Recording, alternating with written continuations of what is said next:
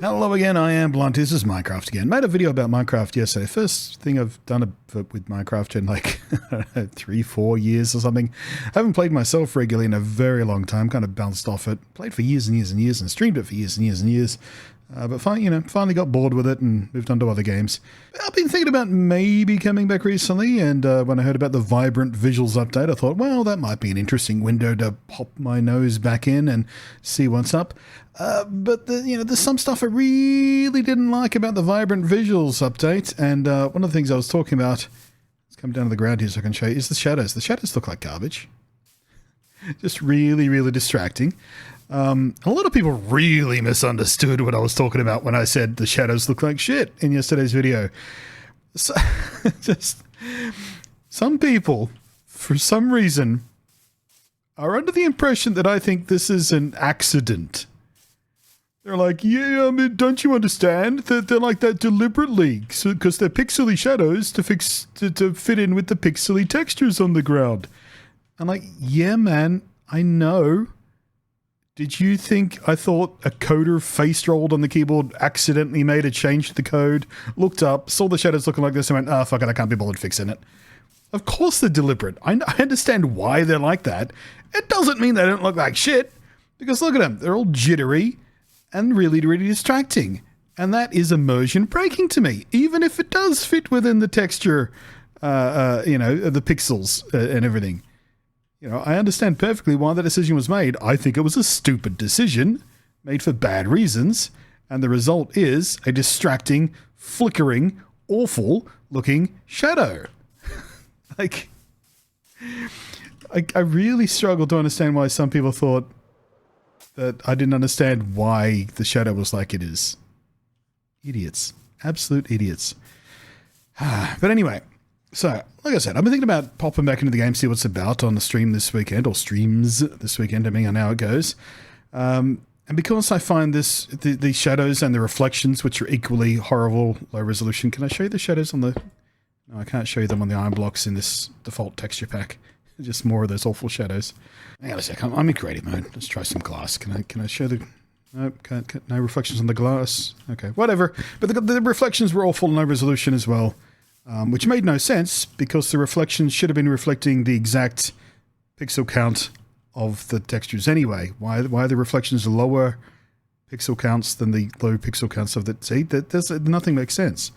Anyway, so I went looking around for some resource packs to make the game look a little bit better while maintaining the vibrant visual stuff. Because I do want to experience, what they've changed, and I do appreciate some of the changes they've made, or many of the changes they've made, actually, including what we're witnessing here. See how everything's sort of, I mean, we're losing light at the moment because sunset, but everything's kind of green and murky and foggy here in the swamp. I want to maintain all that sort of stuff because I find that environmentally immersive, and I really like that. You go into a warmer biome and you get the warm light, and you go into a colder biome and you get the colder light, and I really appreciate all that. But the problem is, and let me show you here. So I've just applied Vibrant Vanilla PBR, which is a descendant of a texture pack that I used to use quite often, which was specifically designed for RTX stuff. This uses the same kind of PBR materials and whatnot they made for the RTX, but it's specifically been adjusted for Vibrant Vanilla. So I thought this would be perfect. I know I like how this resource pack makes the game look. That'll be absolutely ideal, but there is one little problem with it we're about to see as we load up here. Come on, you can do it. I believe in you, loading bar. There we go. Yeah. See, all that lovely green texture is gone, and all that fog is gone. So it looks really nice. Everything's nice and clean, and you get little reflections on the metals and gold and, various other things. And even if I go into third person, you can even reflect the player. Although, because it's not RTX, it can only reflect what's in screen space. So you can see chunks of my character missing there. If this was RTX, you'd be able to see my entire player character. But, we're not here to use Minecraft for mirrors. It's just nice to have those reflections working somewhat convincingly, even if not as convincing as true RTX would be. Oh yeah, I had to put down a bed so we can get the daylight back to see what we're talking about. But yeah, I really don't want to do without the environmental enhancements they did to the color temperatures and stuff. So I've been flicking through a bunch of different texture packs, and I finally found one that works a lot like this texture pack does, but... Alright, so let's get ahead and remove that one and apply Prisma Visuals, which has been updated to work with vibrant visuals, although I think the latest version available is still technically supposed to be on the pre-release version. It seems to be working fine though. But I'll keep an eye on the webpage for that for an appropriate update for the final version. But if we press play now, you should see that we maintain the stuff like the metallic metals and the reflections, and even the same kind of player reflections and everything. But look at that, we get back all of that murky swampiness again. Isn't that lovely? So as we cruise over the little swamp here, everything's all green and murky and yucky. And soon, somewhere over here, unless I've flown in the wrong direction, should be my base. Hello? Where have I left my base? Wait a second, these look... Oh, there's the base. Okay, here we go. Yeah, so if we... A little landing on here on the mountaintop. So we should be kind of in coolish light up here in the frozen mountaintops. But as we cruise down into the base area, you'll see it gradually just warming up a little bit. There we go. Now we're all lovely and warm light down here at sea level again in this lovely warm biome. So yeah, that is exactly what I wanted. And as you can see, actually, you know what? Let's go down on the ground. So we're not trying to look at shadows on glass. That seems inappropriate. There we go. So as you can see, the shadow is actually reflective of the actual player model. That's my big problem, by the way. I didn't get to finish my thought before because I got distracted, but see how the edges of my player model are not jaggedy, they're not pixely. They don't look like this. So the shadow shouldn't look like that. Like, the shadow should reflect the exact model, because guess what? Not everything in Minecraft actually obeys a proper pixel grid. Like my arms there, for example. See, my arms are blocks, but they're going on diagonals. They're not snapping to pixel grids. Yeah, I want my shadow to reflect that. So now I have a much more accurate shadow, although it is still lower resolution. It's not as low resolution, so I don't find it as distracting anymore. That's just, that's my shadow. It's not flickering and jittering around, snapping to pixel grids. Well, at least not as aggressively. As you can see here, underwater, we've still got our lovely new caustics and everything dancing away. Look at the light dance. And visibility is even slightly better than default. It's still kind of murky down here, and that's fine. You don't want it to be crystal clear in water, like you're swimming through glass or anything. But yeah, the default one was pretty freaking hard to see when you're underwater. But one thing I didn't show in yesterday's video was the nether. I completely neglected to show what that looked like. So, straight through the door. There we go. So as you can see here in the texture pack, the netherite bricks are very, very shiny. Probably a little bit too shiny. I might still hunt around for a pack that does what this does, but maybe cuts back on just how shiny netherite bricks are. But everything else I've seen so far seems pretty cool about it. I like how gold works as well. I love the shiny gold. Yeah, let's go have a look at the actual nether. Hello, Gusty boy. So, as you can see, we're still not throwing off colored light from these blue flames, but they do show light, and everything's pretty decent looking down here. Certainly better than the default nether. In fact, let's switch off the texture pack again. Sorry, I should have said resource pack, as they're called in Bedrock, not texture pack, even though they are a texture pack.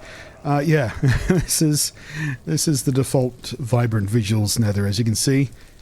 Kinda shitty looking. I really don't like how this looks, and according to many comments that I saw, both on my own video and other videos I checked out after I uploaded mine to see what Minecraft regular content creators were talking about this, the guys who deal with Minecraft all day, every day. And everyone seemed to think that the default look of the nether is kind of arse. So, back on with the Prisma we go, and it's much more lovely. Right, one more thing I wanted to show you before we cap off here. Let's just go. I'm going to need to be in a dark area for this. Alright, in we get him a little camera obscura, which of course does not work without ray tracing, as we explained in the previous video. But one of the things I used to use in Java a lot, I think it was a feature built into Optifine, which basically everyone uses on Java, or used to use. There's a more modern alternative to Optifine right now, which I can't remember the name of, but it did the same thing. But yeah, my offhand torch doesn't actually throw off any light. And if I throw a torch down, it doesn't actually throw off any light. So, oh, I said offhand, didn't I? Yeah, that's another problem with Bedrock. I can't use a torch in an offhand. So I can either hold a torch or I can hold a thing, but not both. I did try a behavior pack to fix that. Didn't seem to want to work properly. But Java's Dynamic Lighting PB right here is a little behavior pack you can plug into your Bedrock model. And, et voila! Lighting from a handheld torch. Useful if you're just quickly exploring a cave you don't intend to permanently light up, but you just need to see where you're bloody well going. There is only one real drawback to this, and if I move backwards you can see it updates kind of slowly because whatever it's doing behind the scenes is a little bit jank. I think it's sort of placing and removing an imaginary torch somehow behind the scenes. Not sure exactly what it's doing, but yeah, you can see it updates kind of chunky, so it is a little bit distracting. But if you're just moving through an environment real quick, you know, as much as I was whining about the shadows being a distraction because they were flickery and stuff, I think I could cope with this just for the convenience factor, whereas the dodgy shadow had no convenience factor to pay it off, so... And one other benefit of this is, if we yoink, if you throw down a torch or any other lighting block appropriate, it'll stay lit up as well, until it despawns at least. It is of limited use, but it's nice that it does that. But yeah, so that's my two simple picks. Like we still want it to look Minecrafty, and this certainly does look like Minecrafty. Like it doesn't up-res any of the textures or anything. Oh hey, there's a trader. Hey trader. But it just makes the lighting a little bit better. It makes the behaviors a little bit better. It makes the shadows a little bit better. They're softer, cleaner, less distracting. Better reflections on things that you feel like should be. Why is my door not working? What the hell? Alright. I haven't seen that before. There's so much added to the game since I last played regularly. I hadn't seen the muddy pig with the flower on his head. That's adorable. Are they rare? Because I've been dicking around in this game all day today trying out different packs and stuff like that. I haven't seen a pig with the flower on its head. Oh, that's right. Put the button there. I forgot where I put the button. So if we come over here to my little test area here, you can see everything looks like Minecrafty. It's just a little extra, as you can see the reflections on the... Actually, you know, come around the other side, we should be able to see it. But there we go. See the piston reflecting there. And again, if the camera can't see it, the reflection can't see it, unlike proper ray tracing or path tracing would work, but it's convincing enough when you're just moving through the world, you see the reflections and stuff. It's kind of cool looking. I like it. What the hell? Hello. That's a new rain sound. Hadn't heard that one before. Hello, puppy.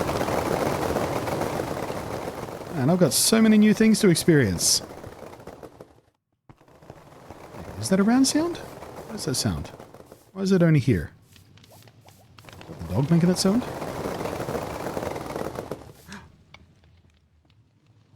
Is rain not showing up? Is it raining and I'm not seeing the rain? Or is that... Why is it only raining near the dog? I'm so confused. Okay. Minecraft people, why is the rain dog? I need you to tell me why is rain dog? But yeah, I've missed out on like 3, maybe 4 years worth of updates. There is so much added to the game. Not just the vibrant visual stuff, or the friendly gas and everything, but just a bunch of new mobs and new mechanics and new blocks and stuff. I don't know about excited is the right term, but I'm looking forward to having a bit of a donk around and seeing if Minecraft can get its claws into me again. So yeah, hop over the purple platform, give me a follow there so you can keep an eye on when I go live over the weekend. And yeah, if you do know... Oh, look, there's the glow of the moon reflecting on my stone there. Oh. Yeah, come along the streams and help me out. I'm going to have many questions, and it's always more fun to talk to people than it is to Google a wiki or something. Thanks for watching. I am Bloody. We'll catch you next time. Thank you as always to the patrons.